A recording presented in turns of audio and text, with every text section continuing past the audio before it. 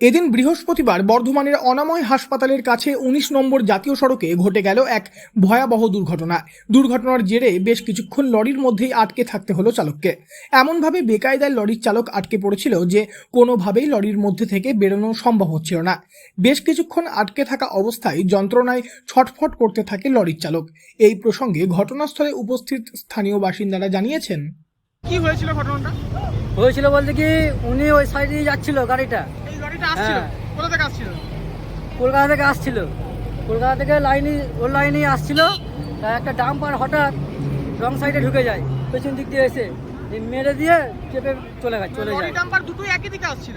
না, পেছন দিক দিয়ে ওভারটেক করেছে।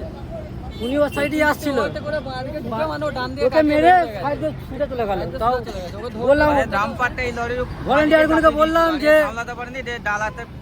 ডাম্পারের পিছনে মেরে দিয়েছে। ডাম্পারের পিছনে মেরে দিয়েছে। তা বললাম যে গাড়িটাকে ধরতে, বা কেউ আসছেই না, কেউ। আমরা কাজ করছিলাম, গাড়ি ধরবো না মানুষটাকে বাঁচাবো আগে বলো। ওই জন্য এদিকে দেখলাম লরি আমরা নিচে বেরিয়ে চলে গেল। যে মেরেছে বেরিয়ে চলে গেল, ডাম্পার বেরিয়ে চলে গেল। এই দাদাকে দেখতে এসে লরি ড্রাইভার কি আটকে ছিল?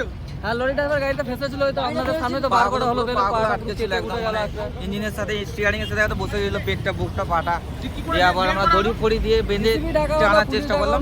আবার পুলিশ এলো, তারপরে জেসিবিকে ডাকা হলো। জেসিবিটা এসে লাগিয়ে তোমার ওই সামনেটাকে চার দিয়ে সোজা করে তারপর পাগুলো বেরোলো। পাগুলো মনে হয় ভেঙে গেছে। এখন হাসপাতালে অনাময় নিয়ে যাবে, অনাময়তে নিয়ে যাবে। পরবর্তীতে দুর্ঘটনার পরিস্থিতি দেখে ছুটে আসে স্থানীয় মানুষজন থেকে শুরু করে বেশ কিছু গাড়ির চালক।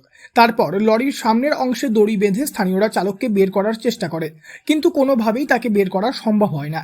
ততক্ষণ সেখানে উপস্থিত হয়ে যান বর্ধমানের ট্রাফিক ওসি চিন্ময় ব্যানার্জি এবং অন্যান্য পুলিশ কর্মীরা। তড়িঘড়ি তিনি ঘটনাস্থলে পৌঁছে লরির চালককে কিভাবে বের করা যায় তার দিকে নজর দেন।